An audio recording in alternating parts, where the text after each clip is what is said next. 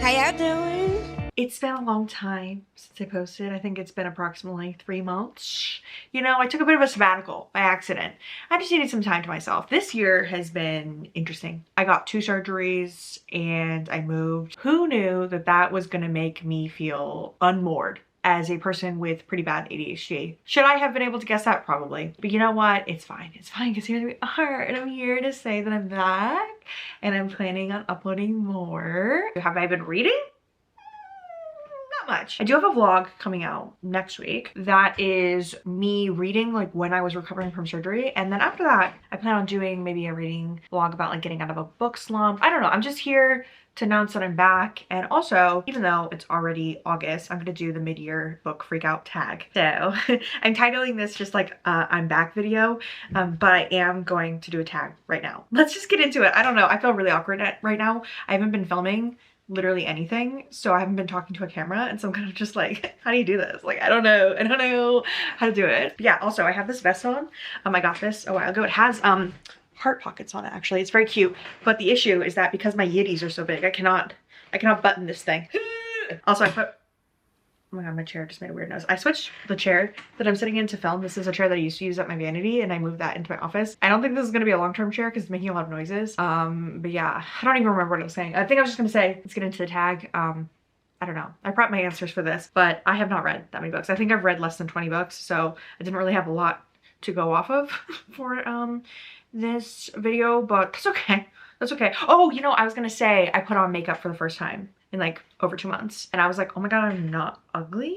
That's crazy. Okay, the first question of the mid-year freakout tag is best book you've read so far in 2025. I'm gonna go pretty basic with this answer, but it is true. This is the only 5-star that I've read this year, and that is Great Big Beautiful World by Emily Henry. I think that's what it's called. I know Big Beautiful is in it. Sounds like a Sally Rooney title. Probably my least favorite title of any of Emily Henry's books, but I loved this book. I thought it was so great. It's about these authors that are like competing to write the biography of a really like famous woman that used to be a socialite back in the day. There's a romance between them. It's like a competition element. It's also giving like 7 Husbands of Evelyn Hugo meets Book Lovers. It's such a good vibe, and I loved it so much. I actually don't want to talk about it more because it is going to be in that vlog that I'm going to post, because I filmed most of it. I promise it's coming. Best sequel you've read so far in 2025, and unfortunately I have not read any sequels. I have some on my TBR for sure. Like, I need to read the Emily Wilde like 3rd book. I need to read the last book in the N.K. Jemisin series. What's it called? The 5th season. I may actually be doing a series where I read series on my channel, because that's a thing that people have been doing. I don't know. I'm trying to get back into BookTube. We'll see. We'll see what happens. What am I filming? What am I doing? I don't know. New release you haven't read yet but want to. And for this, I have to say Silverborn, which is the new Nevermore book by Jessica Townsend. I don't know why that was hard for me to say. I guess this could have been a sequel that I want to read as well. But I actually pre-ordered this book over 2 years ago because it kept getting delayed, like the release, and it got delivered to my old house. Yeah. So unfortunately I had to cancel my order and get a refund because I tried to contact the people who live in my house now and they did not answer. Apparently they just had a baby. So they were not interested in giving me my book back. So I have to order it again if I want a copy of it, which is very unfortunate, but that is high up on my TBR. I need to read that. And we have most anticipated release for the second half of the year. I just remembered that Thief of Night by Holly Black is coming out because I am a Book of Night girly. I love Book of Night. I own like 6 copies of it. Let me see if I can find a copy quickly. Oh, right there. I know I could find a copy. Anyway, this is coming out, the sequel is coming out in September. So very excited for that. And all you bitches who don't like the series, stay away. Stay away from the second book, okay? It's for those of us who like it. Oh, and last thing, if you need somebody to convince you on reading the Book of Night book before Thief of Night comes out. This book is about a girl who is a thief. She's retired at the beginning of the book, but then she kind of gets dragged back into it, and we're living in a world with like shadow magic. It's urban fantasy. So it's like contemporary times, but also there's like magic. So she is tasked with like stealing this like magical book from these people with shadow magic. It's like this whole thing. And it's very good. It's very good. It's like if you took an urban fantasy like mass market paperback. I can't speak because I haven't filmed in so long. But you know, like back in the day, like the mass market paperback urban fantasy series, that's what this feels like. It feels like a CW show to me. And I mean that as a compliment. Biggest disappointment For this, I have to say Lovely Bad Things by Trisha Wolfe. I absolutely loved the Born Darkly duet by Trisha Wolfe, which is like a serial killer romance. And so I was looking forward to reading this because it's another serial killer romance with like the main character being a psychologist. And it's about this woman who helps put this man away in prison. And then she's like solving this case that has to do with like demonic, satanic stuff.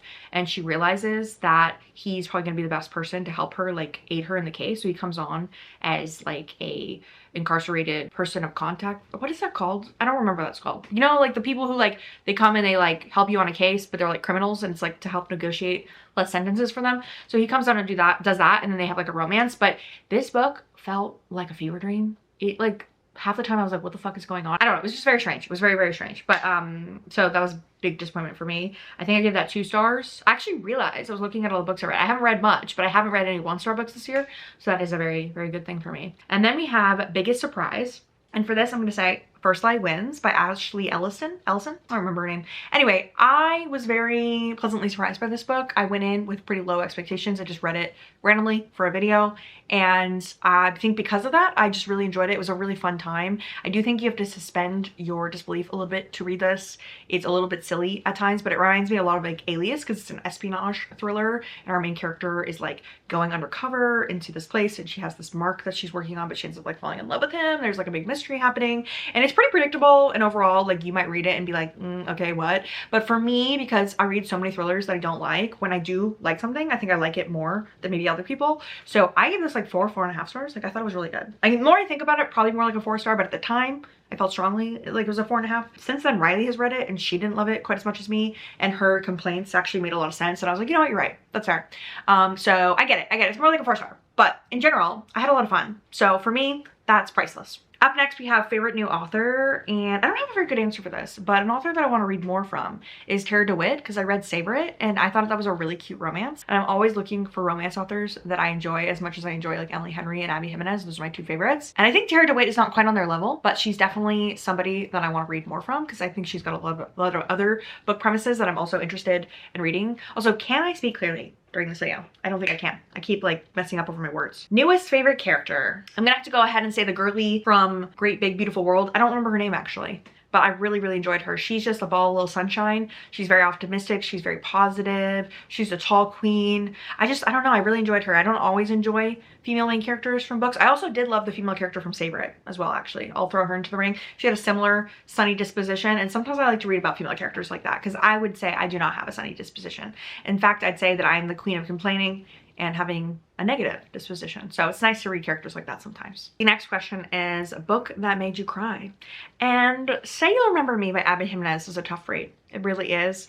The main character's mom is suffering with like early onset dementia, and so she's like losing her memory, and anything to do with memory loss is my biggest fear. It makes me so sad. Up next, we have a book that made you happy, and for this I'm gonna say When Beauty Tamed the Beast. I don't remember the name of the author for this, but this is a Regency romance that I read because it was compared to House, like the TV show, but in Regency times. So our main female character, she recently had a scandal where she was like kissing a prince or something. So her dad ships her off to go marry this duke that's known for being really ill-tempered because he has a leg injury from when he was a child, and he's a doctor because he decided to become a doctor instead of like, he's not really interested in like being a duke. So he is like known all throughout where he lives for being able to cure like crazy things. And so she comes into his life and they kind of have like it's not really enemies to lovers, but they kind of like bicker and like fight a bit, and they like very flirty, and the banter in this it's so cute. It's so cute. And I don't know, the House comparison really did it for me. I've been watching a lot of Grey's Anatomy in recent times. I haven't watched it in like over a month or something, but I watched like 5 seasons of Grey's Anatomy like while I was recovering from surgery, and so anything like doctor related is kind of like piquing my interest, and especially because this was a Regency romance, it hit the spot for me. It was so good. All right, the next prompt is most beautiful book you've bought so far this year, and unfortunately I haven't bought any books. I tried to buy the newest book of, you know, the Nevermore series, Silverborn, and I had to cancel that order. So beyond that, I haven't really bought anything. I mean, I do want to buy Emily Henry's book, and I want to buy the new Abby Jimenez because I only have an arc of that, but unfortunately those ones are ugly, so I wouldn't even count them as the prettiest. So I don't have an answer for this. And then finally, what books do you need to read by the end of the year? Literally anything. Literally anything. Anything. I could read anything and I'd be happy because I am nowhere near reaching my reading goal. It's actually quite embarrassing how much I'm not going to reach my reading goal. But yeah, that brings me to the end of this tag. I just wanted to say hello, say that I'm here, maybe answer a couple questions about what I've been reading, what I've been up to. You know, am I just speaking to an empty auditorium because all my subscribers have left? Probably, because I don't know if anyone cares that I'm back. But for those of you who do, love you down, love you down. Thank you for being here. Thank you for watching me. We will chat again soon. I promise I have a vlog coming. I promise.